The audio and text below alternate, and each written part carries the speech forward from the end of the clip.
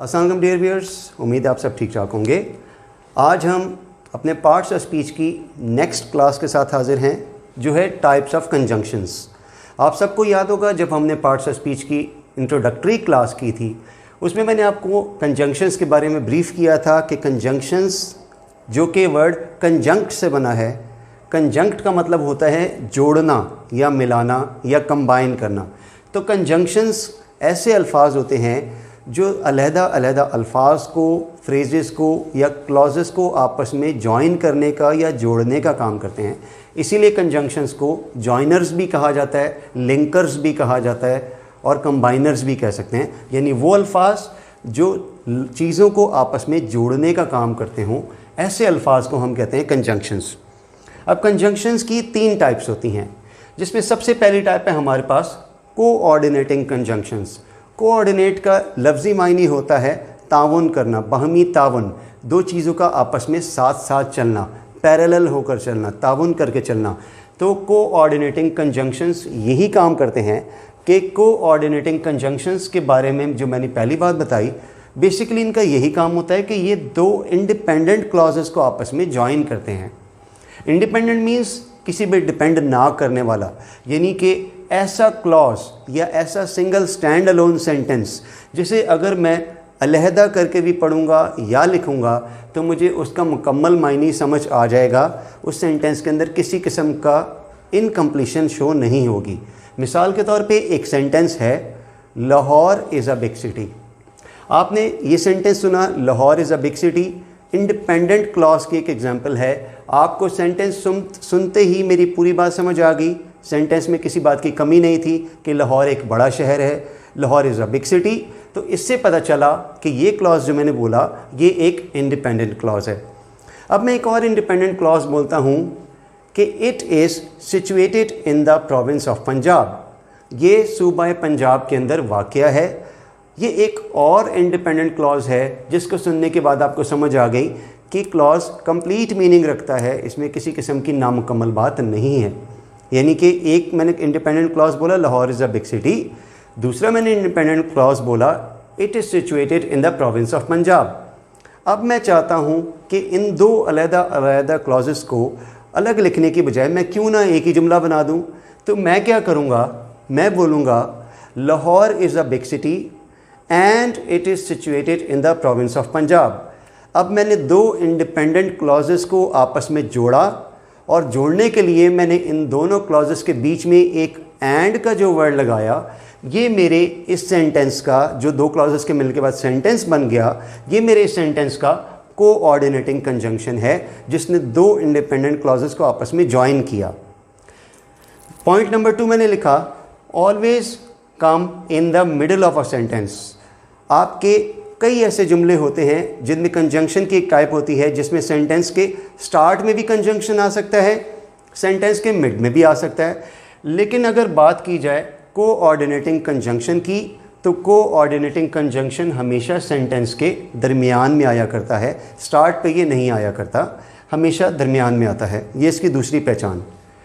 Point number 3 में मैंने बताया कि आपका कोऑर्डिनेटिंग कंजंक्शन कंपाउंड सेंटेंसेस के अंदर इस्तेमाल होता है। कंपाउंड सेंटेंसेस के अंदर इस्तेमाल होता है और कंपाउंड सेंटेंसेस के अंदर ही दो इंडिपेंडेंट क्लॉजेस आपस में जॉइन हो जाते हैं। अब ये हैं हमारे वो कोऑर्डिनेटिंग कंजंक्शंस जो आपके इस्तेमाल में आते हैं और इनको याद करने का एक बड़ा ही इजी पैटर्न है। यकीनन आपने पहले भी सुना होगा। बहुत आराम से आपको ये कंजंक्शंस याद हो जाएंगे अगर आप इस पैटर्न को गो थ्रू करो। इन कंजंक्शंस को मैं एक एक करके पढ़ता हूँ और इनका अल्फ़ाबेट नीचे लगाता जाता हूँ। पहला कंजंक्शन है फॉर, एफ। दूसरा है एंड, उसका है ए। तीसरा कंजंक्शन का पहला अल्फ़ाबेट नॉर है जिसका पहला अल्फ़ाबेट है एन, ये बन गया फैन। उससे अगला कोऑर्डिनेटिंग कंजंक्शन है बट, इसका पहला अल्फ़ाबेट बी। उसके बाद अगला कंजंक्शन है और, उसका अल्फ़ाबेट ओ। फिर आता है येट, वाई, और सो, एस। अगर आप इन तमाम कंजंक्शंस के पहले अल्फ़ाबेट को आपस में जॉइन करते हैं तो एक फार्मूला बन जाता है फैन बॉयज़। और यही वो कंजंक्शंस हैं जो कोऑर्डिनेटिंग कंजंक्शंस कहलाते हैं और आपके कंपाउंड सेंटेंसेस के अंदर यूज़ होते हैं। अगर आप इस पैटर्न को याद रखेंगे तो इंशाल्लाह ताला आप कभी भी कोऑर्डिनेटिंग कंजंक्शंस की गलती नहीं करेंगे। आइए अब टाइप नंबर 2 की जानिब चलते हैं। जी व्यूअर्स, हमारी कंजंक्शंस की दूसरी टाइप है सबऑर्डिनेटिंग कंजंक्शंस। सबऑर्डिनेटिंग कंजंक्शंस निकला है सबऑर्डिनेट के वर्ड से।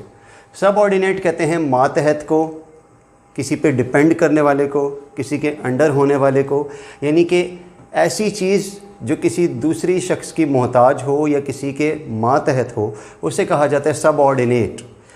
इसका मतलब है सबऑर्डिनेटिंग कंजंक्शंस ऐसी जगह पर इस्तेमाल किए जाते हैं जहाँ पर क्लॉज इस तरह का इस्तेमाल हो रहा हो जो किसी पे डिपेंड करता हो। यही बात जो मैं आपको एक्सप्लेन कर रहा हूँ मैंने पॉइंट नंबर 1 में भी लिखी। मैंने लिखा subordinating conjunctions comes at start of a dependent clause but can exist either at start or middle of a sentence।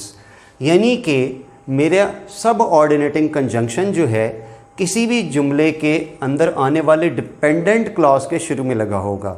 यानी कि सबऑर्डिनेटिंग कंजंक्शन हमेशा एक डिपेंडेंट क्लॉज के शुरू में लगा होगा और इस बात से फ़र्क नहीं पड़ता कि वो डिपेंडेंट क्लॉज जुमले के शुरू में है या जुमले के आखिर में, क्योंकि दोनों ही जगह इस्तेमाल हो सकता है।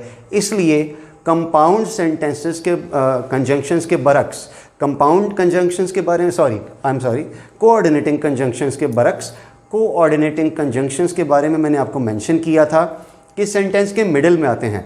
उसके बरक्स आपके सबऑर्डिनेटिंग कंजंक्शंस किसी भी सेंटेंस के शुरू में भी आ सकते हैं और सेंटेंस के दरमियान में भी आ सकते हैं, लेकिन ये जहाँ भी लगा होगा डिपेंडेंट क्लॉज के हमेशा शुरू में ही लगा होगा, क्योंकि सबऑर्डिनेटिंग कंजंक्शन हमेशा डिपेंडेंट क्लॉज में ही इस्तेमाल होता है। पॉइंट नंबर 2 में मैंने लिखा यूज्ड इन कॉम्प्लेक्स सेंटेंसेस। आपके सबऑर्डिनेटिंग कंजंक्शन आपके कॉम्प्लेक्स सेंटेंसेस के अंदर इस्तेमाल होते हैं। कॉम्प्लेक्स सेंटेंसेस के बारे में इंशाल्लाह ताला जब हम टाइप्स ऑफ सेंटेंसेस पढ़ेंगे उसमें डिटेल से आपको बताऊंगा, लेकिन सरसरी तौर पे डिस्कस कर लेते हैं कि कॉम्प्लेक्स सेंटेंसेस के अंदर आपका एक मेन क्लॉज होता है जिसे हम इंडिपेंडेंट क्लॉज कहते हैं और एक या एक से ज़्यादा डिपेंडेंट क्लॉजेज होते हैं, और उन डिपेंडेंट क्लॉजेज में जो कि उस कॉम्प्लेक्स सेंटेंस के अंदर आएंगे उनके अंदर आपका सबऑर्डिनेटिंग कंजंक्शन इस्तेमाल होगा। फिर उसके बाद मैंने एग्जांपल्स दी काफ़ी सारे subordinating conjunctions.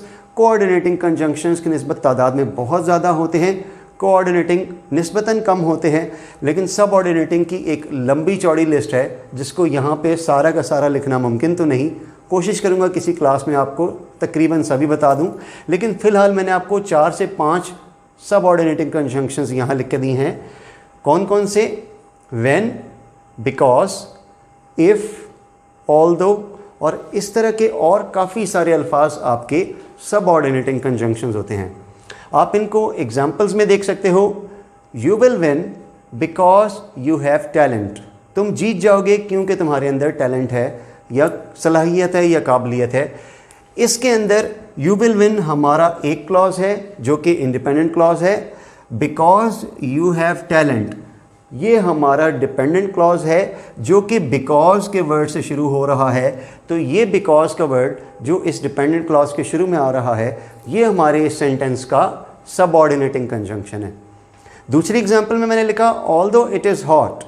Although it is hot ये मेरा डिपेंडेंट क्लॉज है जो दूसरे जुमले में एंड के बजाय मैंने शुरू में लगा दिया। ये है डिपेंडेंट क्लॉज, उसके बाद कॉमा, फिर मैंने लिखा he is wearing a coat. ये सेंटेंस जो मैंने नीचे लिखा इसमें पहला क्लॉज जो कि ऑल्दो से स्टार्ट हो रहा है ये मेरा डिपेंडेंट क्लॉज है, और इस डिपेंडेंट क्लॉज के शुरू में इस्तेमाल होने वाला जो पहला ऑल्दो का वर्ड है ये मेरे इस सेंटेंस का सबऑर्डिनेटिंग कंजंक्शन है। इन दोनों एग्जांपल्स को मैंने इस तरीके से लिखा कि आपको मेरी बात जो मैंने ऊपर पॉइंट में मेंशन की थी वो भी क्लियर हो जाए।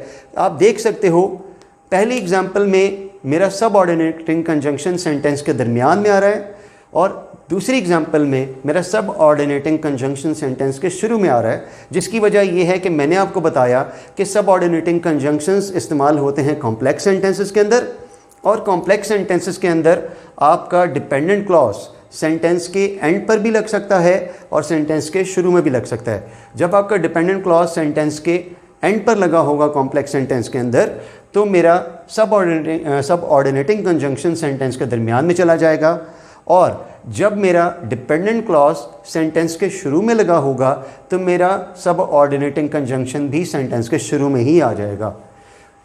ठीक है स्टूडेंट्स, इसके बाद आते हैं हम अपनी टाइप नंबर 3 की जानिब।